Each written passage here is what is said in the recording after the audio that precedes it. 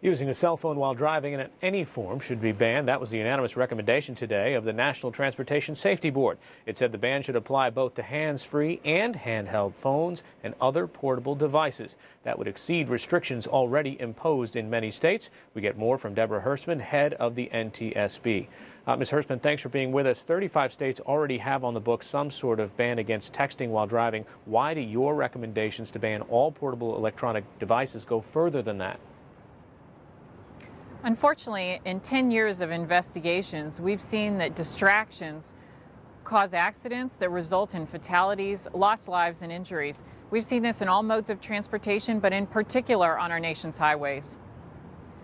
If the purpose is to decrease the amount of distracted driving, couldn't the case be made that when I change music stations on my car radio, when I eat, when I talk to another passenger, I'm equally as distracted?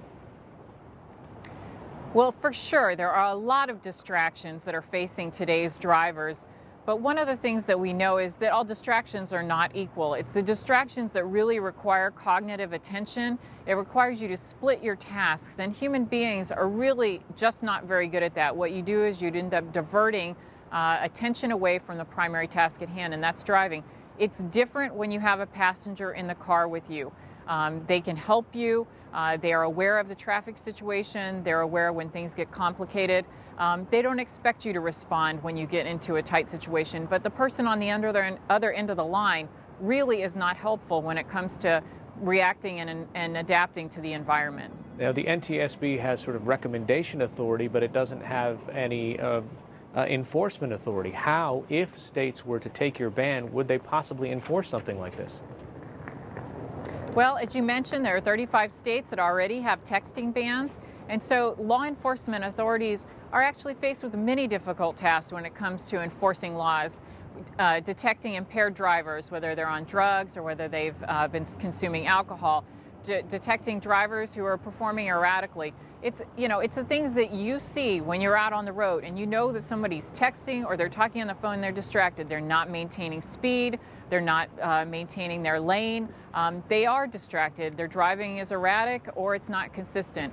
Unfortunately, we see this too often. It doesn't take long to have a catastrophic event or an accident. As we saw in our investigation today that the board reported on, there was a driver who was sending and receiving 11 texts in the 11 minutes before the accident.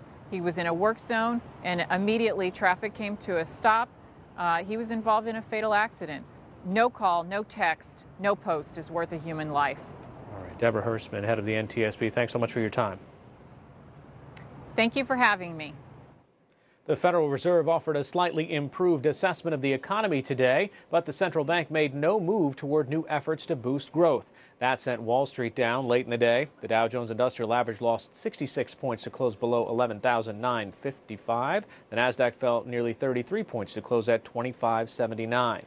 At least 28 people were killed in violence across Syria today. In one incident, anti-government activists said security opened fire on a funeral procession near the Turkish border. And a Syrian human rights group reported an American-born Syrian blogger, Razan Ghazawi, has been charged with spreading false information and trying to weaken national sentiment.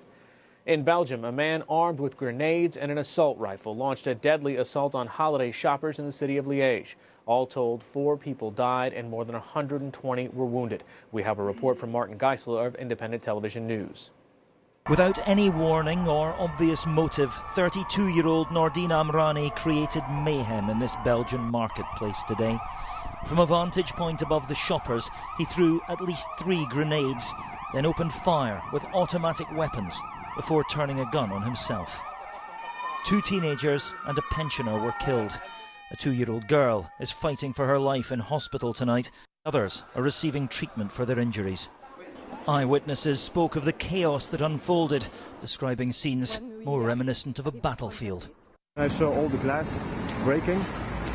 I saw people running, screaming. I drive my car after the corner. Then I saw on the markets all the people lying down, bleeding between the glass. Amrani was well known to police here. They raided his home 3 years ago, tipped off he was growing drugs, but found a huge cache of weapons. He was sentenced to almost 5 years, but served less than 2 years in jail.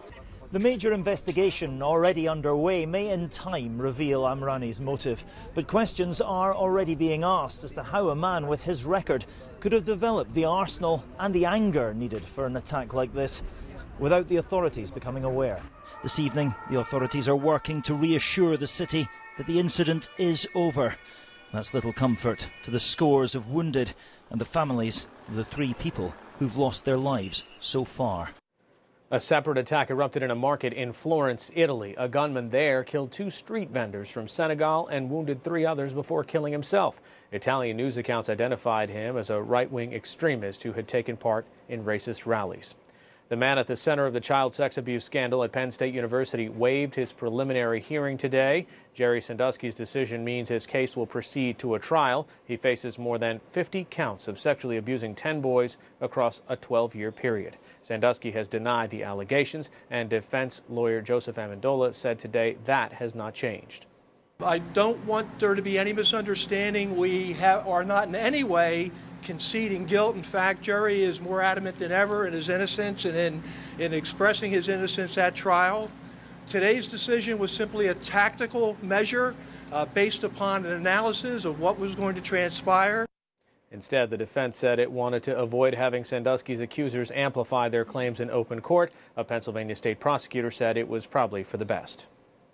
I haven't spoken to the victims, but you got to show and understand that you can't forget the victims in this, and you want to have some feelings of compassion for the hurt that they have, and I think I would imagine that they would be somewhat relieved not having to go out and testify and be cross-examined. Sandusky's next scheduled court appearance is in January. A trial date has not been set. President Obama warned supporters today that his re-election is not going to be a slam dunk. He told an audience in Washington that he has worked to heal the economy, but Americans are still skeptical. Earlier, the president's top campaign advisors said they expect Republicans will stage a drawn-out fight that will weaken their nominee.